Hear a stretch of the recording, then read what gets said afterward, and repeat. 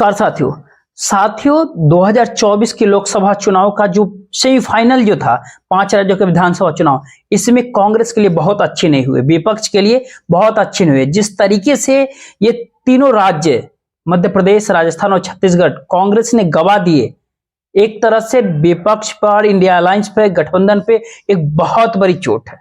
लेकिन सच्चाई ये भी है कि राजनीति में अक्सर हारी हुई बाजी भी जीती जा सकती है। बात इतनी भर है कि बाजी पलटने वाली है। खिलाड़ी असली हो तो बाजी कभी भी पलटे। इंडिया अलायंस में साथियों कई खिलाड़ी हैं, या फिर आप ये समझे कि खिलाड़ियों की खिलाड़ी भी हैं, कई खिलाड़ियों हैं, खिलाड़ियों की बारात भी है उसमें। दो ऐसे भी महारथी हैं उसमें, ऐसे खिलाड़ी हैं जो आज भी अगर वो चाह जाएं तो हवा का रुख मोड़ सकते हैं, पलट सकते हैं। वो कौन है? बिहार से आने वाले नीतीश कुमार और महाराष्ट्र के उद्धव ठाकरे। वो दो लोग मोदी और शाह के रग रग से वो परिचित हैं। वो दोनों लोग जो नरेंद्र मोदी को पहले भी पटकनी दे चुके हैं। नीतीश कुमार बिहार से और उद्धव ठाकरे, एक ओबीसी का चेहरा, एक हिंदुत्व का। लेकिन आज की जो सबसे बड़ी बात है, क्या इस पूरी कांग्रेस के जो गठबंधन की मायूसी का आलम है, उसमें नीतीश कुमार जैसे बात करें पटना में कोई हुनर नहीं दिखा रहा है। नीतीश कुमार ने ये तलवार जो लेकर के उत्तर प्रदेश के भीतर जो पहुंचने वाले हैं, वो भी बनारस में मोदी जी के गढ़ में, मोदी जी के संसदीय क्षेत्र के भीतर वो अपनी राजनीति बिछाने वाले हैं।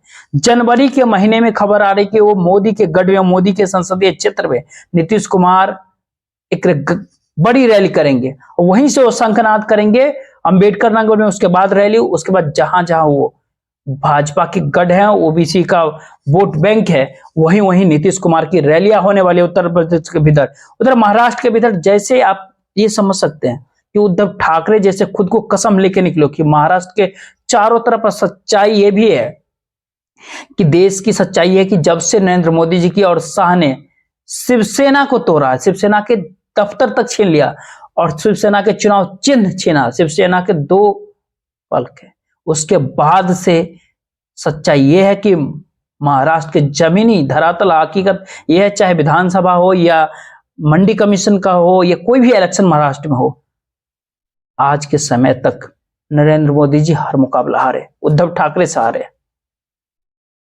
अब यहां पे सवाल आता है, हिंदुस्तान की अगर राजनीति को देखिएगा, पिछले 2-3 दशक की राजनीति को देखिएगा तो पूरा इतिहास गवाह है, साक्षी है अब कि पूरे पार्टी की जो साइड से जो होते हैं इनसाइडर, जो सबसे ज्यादा नुकसान किया है आउटसाइडर के विपक्ष। जो भीतर का जो लोग हैं, भीतर के राजनीतिक नेता है, वो जब चोट करते तब बहुत बड़ा चोट करते हैं। कहने का साफ है कि बीजेपी के साथ नीतीश कुमार और उद्धव ठाकरे दोनों थे। नरेंद्र मोदी की सरकार नीतीश कुमार और उद्धव ठाकरे साहब के साथ रहे हैं और दोनों प्लेयर थे और दोनों की मोदी के काफी करीबी रहे हैं और रग रग से वो वाकिफ है।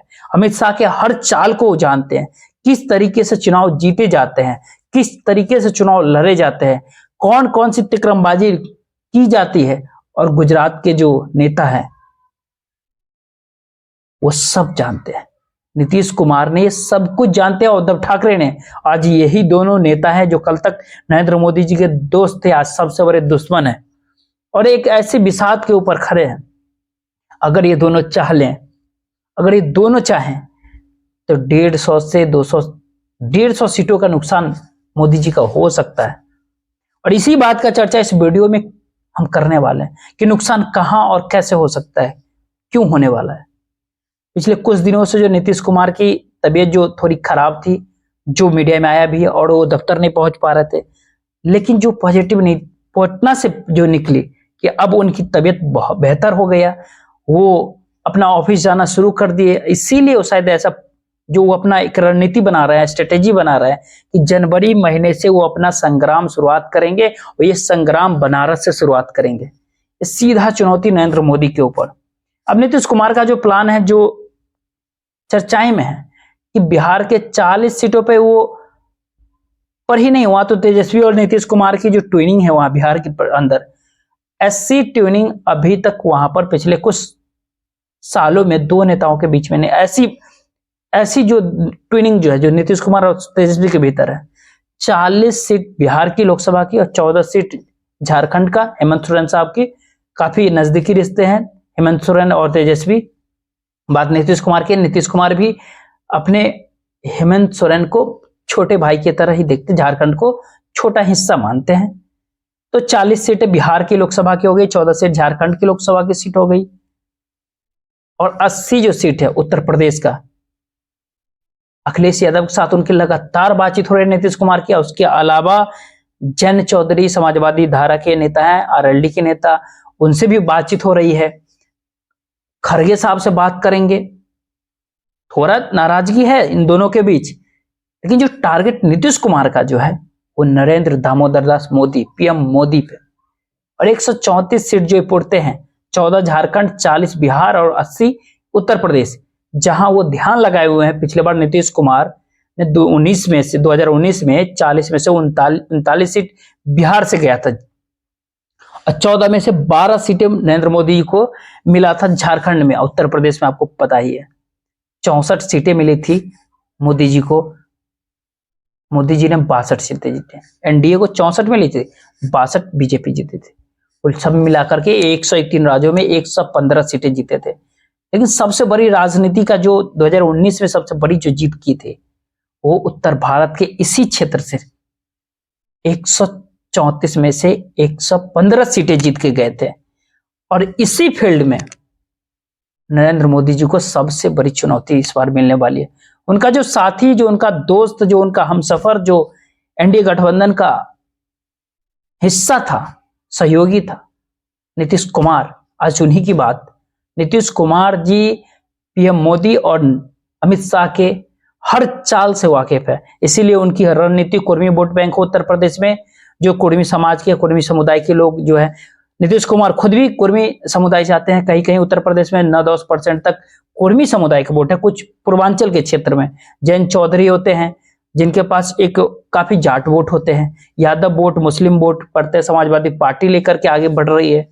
इसमें नीतीश कुमार चाहते हैं कि कांग्रेस को एक ठोस आधार पर, प्रैक्टिकल आधार पर कांग्रेस को सीटें दी जाए।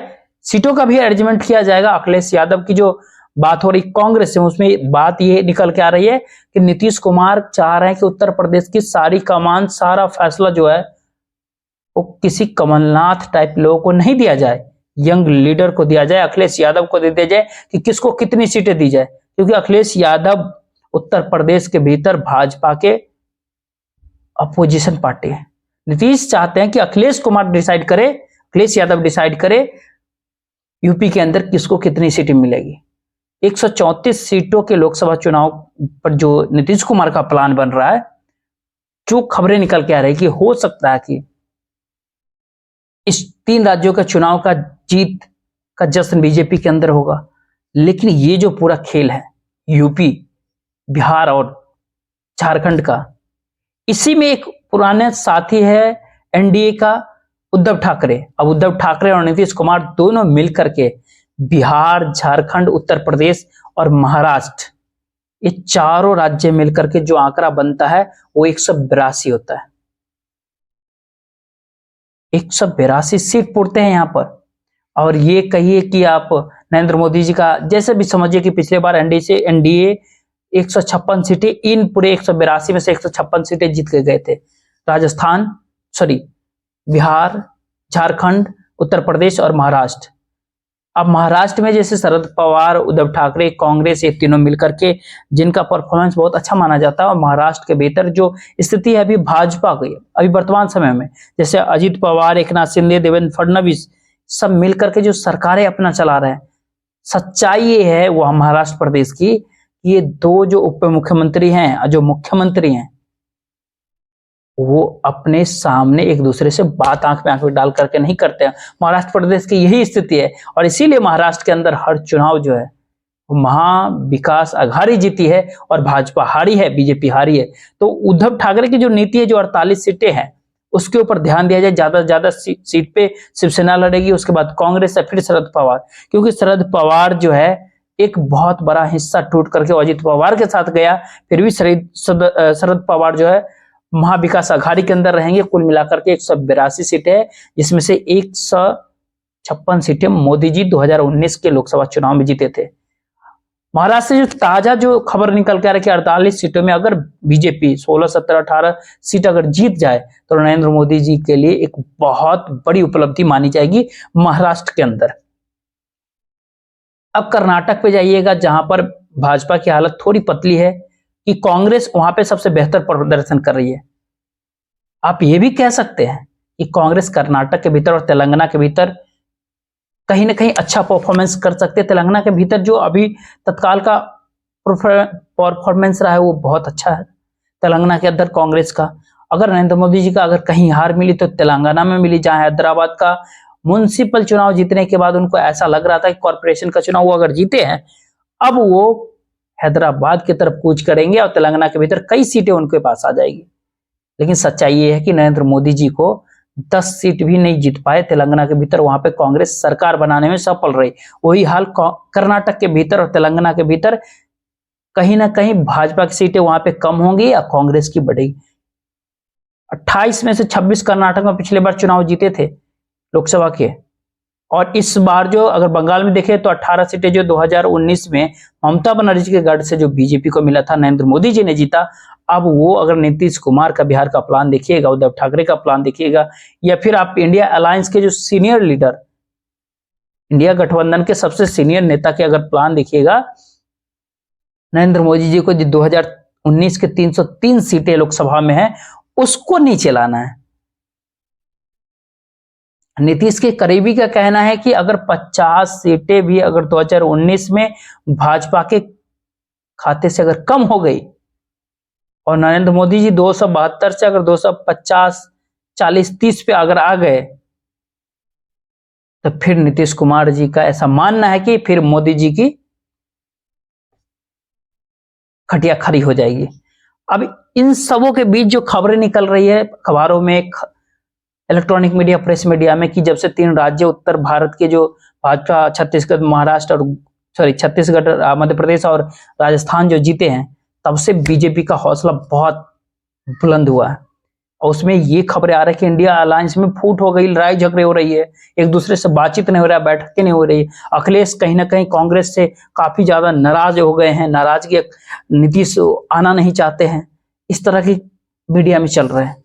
गिले शिकवे सबके पास थे, ममता बनर्जी, अखिलेश यादव, नीतीश के। लेकिन जब ऐसा होता है, जब बहुत सारे लोग इकट्ठा होते हैं, राजनीति का जब एक मोर्चा नया खड़ा करते हैं तो थोड़ी बहुत होता है, लेकिन सबको सट आउट कर लिया गया। और 6 तारीख की जो 6 दिसंबर की मीटिंग को जो कैंसिल किया गया, उसको कैंसिल नहीं हुआ। नीतीश कुमार की तबीयत खराब थी, राहुल गांधी को कहीं और जाना था, इस कारण से उस मीटिंग को स्थगित कर दिया गया। अब उस मीटिंग को 17 दिसंबर को करना तय कर दिया। अब 2 बातें उसमें तय है, एक नीतीश कुमार का जो प्लान है, उद्धव ठाकरे का प्लान जो है, वो दोनों के ऊपर मोहर लगेगी। नरेंद्र मोदी के क्षेत्र से, जो संसदीय क्षेत्र से नीतीश कुमार जी कुछ करेंगे वहां से। दूसरा, उसमें जो टिकट का जो एडजस्टमेंट होगा, टिकट का जो बंटवारा होगा, उत्तर प्रदेश में कितना टिकट कांग्रेस को मिलेगा या छोड़ेंगे, समाजवादी कितने, आरएलडी कितने होंगे, नीतीश कुमार को कितना मिलेगा, इस सब के ऊपर सहमति की बात उस दिन हो सकती है। और आम आदमी पार्टी और दिल्ली में जो उसके ऊपर बात होनी है, अरविंद केजरीवाल दिल्ली के भीतर क्या करेंगे। अब यहां पर डिस्कशन है, इंडिया अलायंस के अंदर फैसले लेने चाहिए और हम आपको बताते रहेंगे। तब तक देखिए।